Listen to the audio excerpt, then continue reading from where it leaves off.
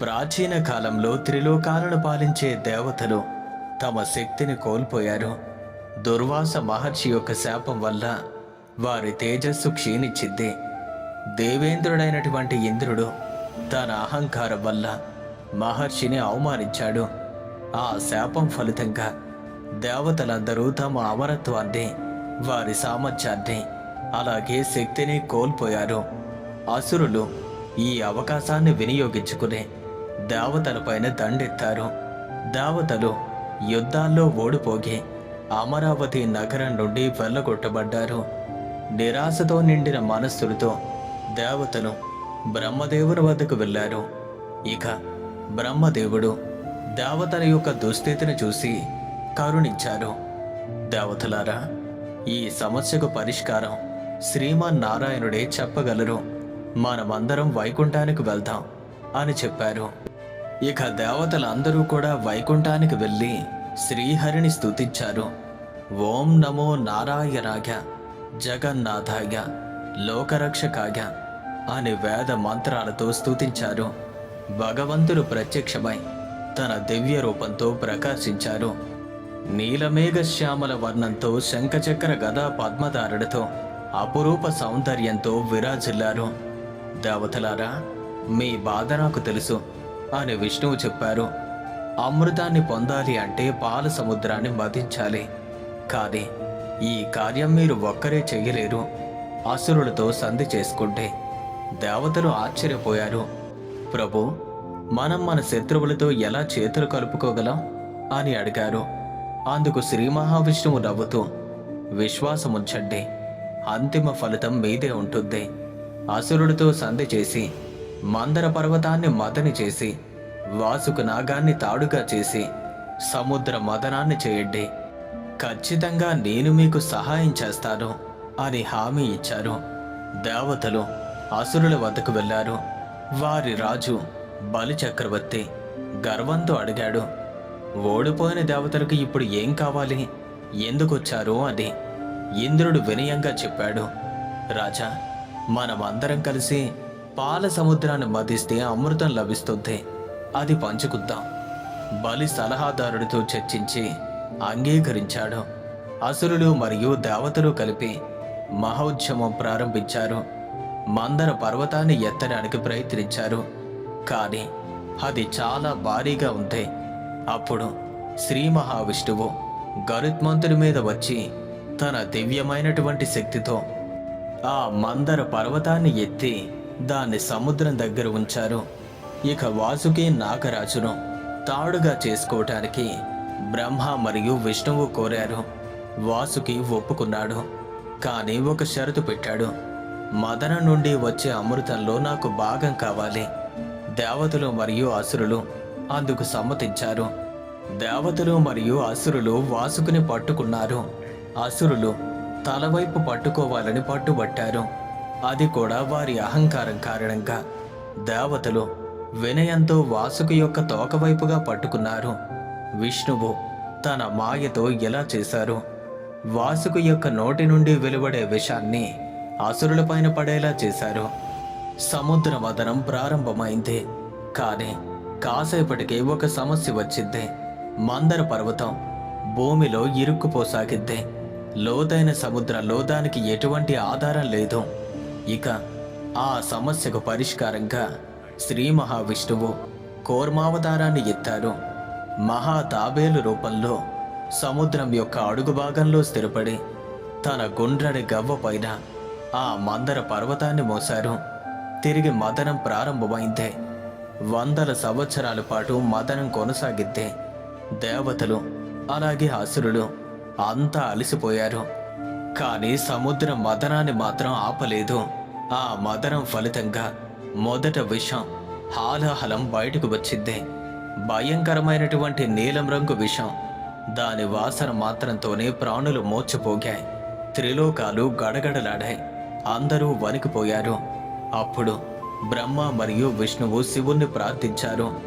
మహాదేవ, త్రిలోక రక్షకుడివి నీవే. ఈ విషాన్ని నీవే రక్షించగలవు.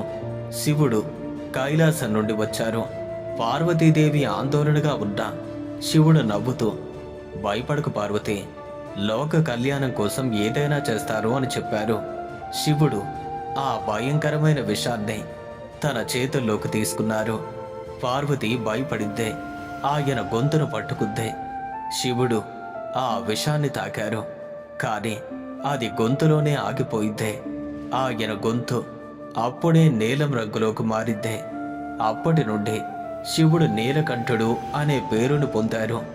దేవతలు అసురులు పరమశివుణ్ణి స్తుతించారు. తిరిగి సముద్ర మథనం కొనసాగింది. ఒకదాని తర్వాత ఒకటి సముద్రం నుండి అద్భుతమైన వస్తువులు బయటకొచ్చాయి.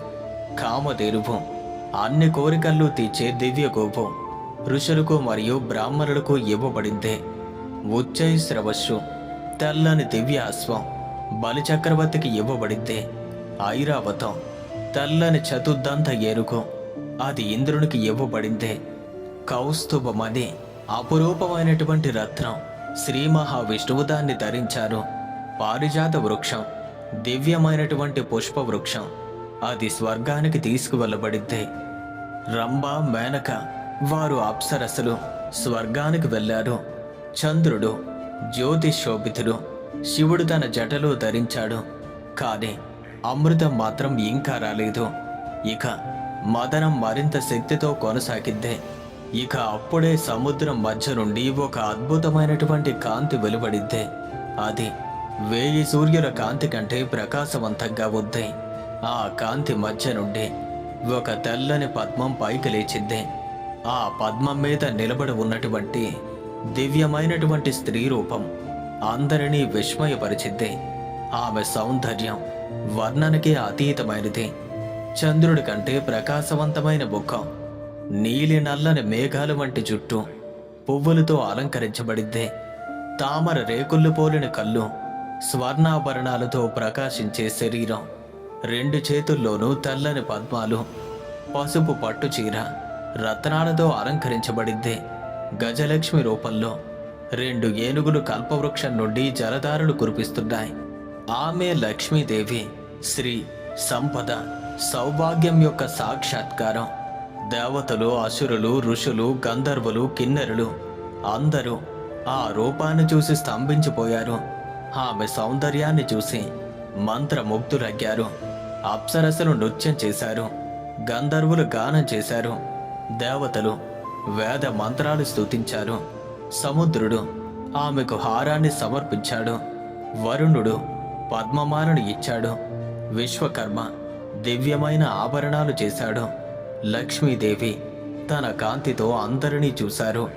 అసురులు ఆమెను పొందాలని ఆశించారు. దేవతలు తనను చూసి ప్రార్థించారు. కానీ లక్ష్మీదేవి కళ్ళు ఒకరి కోసం వెతుకుతూ ఉన్నాయి. ఆమె చూపు శ్రీ మహావిష్ణువు పైన పడింది. విష్ణువు నీలిమేఘశ్యామ వర్ణంతో శంఖచక్రధారి అయి మనోహర రూపంతో నిలబడి ఉన్నారు. ఆయన మందహాసం చూసి లక్ష్మీదేవి ఆనందించారు. లక్ష్మీదేవి తన చేతిలో ఉన్న వరమాల తీసుకుని నెమ్మదిగా శ్రీ మహావిష్ణువు వైపుగా నడిచారు. దేవతలు మరియు అసురులు ఊపిరి బిగబట్టి చూశారు. లక్ష్మీదేవి విష్ణువు చుట్టూ ప్రదక్షిణం చేశారు. 3 సార్లు చుట్టూ తిరిగి ఆ వరమాలను ఆయన కంఠంలో వేశారు. నారాయణ, త్రిలోకనాథ, మీరే నా ప్రభువు. నా స్థానం మీ హృదయంలో కావాలి. నేను ఎప్పటికీ మిమ్మల్ని విడువను. విష్ణువు చేతులు జోడించి, శ్రీదేవి, జగజ్జనని, నీవు నా వక్షస్థలంలో శాశ్వత నివాసం చేస్తావు. నీవు ఉన్న చోట నేను ఉన్న చోట నీవు. ఇదే శాశ్వతమైన సత్యం. లక్ష్మీ నారాయణులుగా మన త్రిలోకాలను రక్షిద్దాం. ఆకాశం పుష్ప వర్షాన్ని కురిపించింది. దివ్య వాద్యాలు మ్రోగాయి. దేవతలు జై లక్ష్మీనారాయణ, జై శ్రీమన్నారాయణ అని ఆనందంతో స్తుతించారు. అసురులు నిరాశపడ్డారు. కానీ వారు అమృతం కోసం ఎదురు చూస్తున్నారు. లక్ష్మీదేవి తరువాత సముద్రం నుండి ధన్వంతరి భగవానుడు ప్రత్యక్షమయ్యాడు. వారు తమ చేతుల్లో అమృత కలశాన్ని పట్టుకున్నారు. ఆ బంగారు కలశం మెరుస్తుంది. అసురులు వెంటనే దానిని లాక్కోవడానికి పరిగెత్తారు.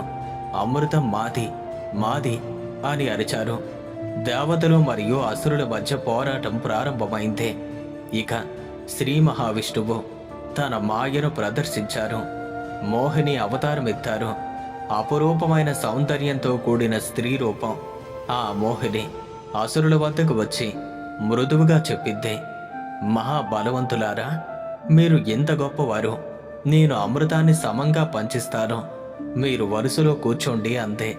అసురులు ఆ సౌందర్యానికి, ఆ మోహినికి మోహితులయ్యారు, ఒప్పుకున్నారు. ఆ మోహిని తెలివిగా దేవతలకు ముందుగా అమృతాన్ని పంచిద్ది.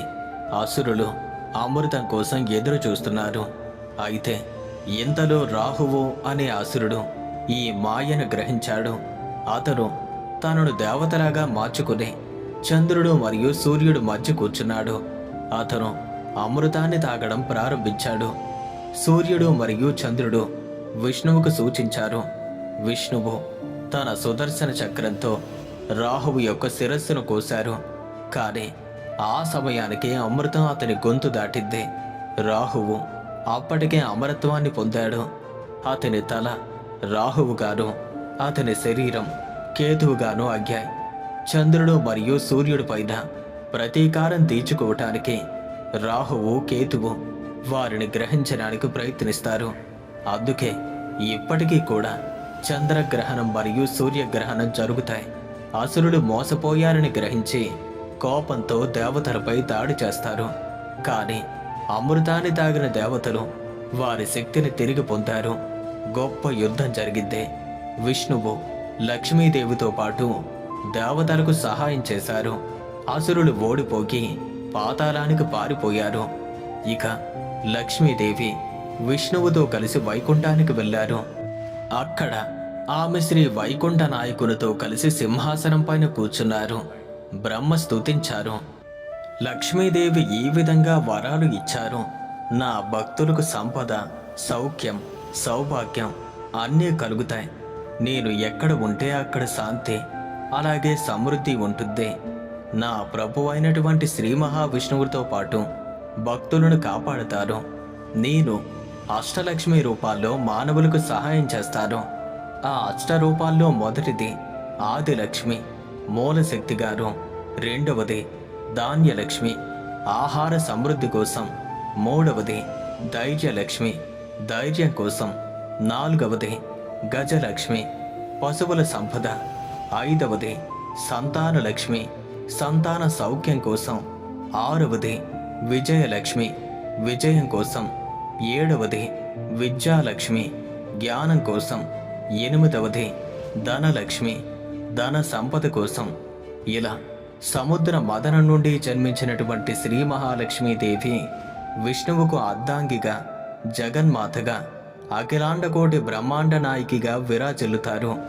ఆమె కృప లేకుండా విష్ణువు కూడా నివసించరు. విష్ణువు ఎక్కడుంటే అక్కడే లక్ష్మి కూడా నివసిస్తారు. లక్ష్మి ఎక్కడ ఉంటే అక్కడ విష్ణువు ఉంటారు. ఇదే శాశ్వతమైన సత్యం.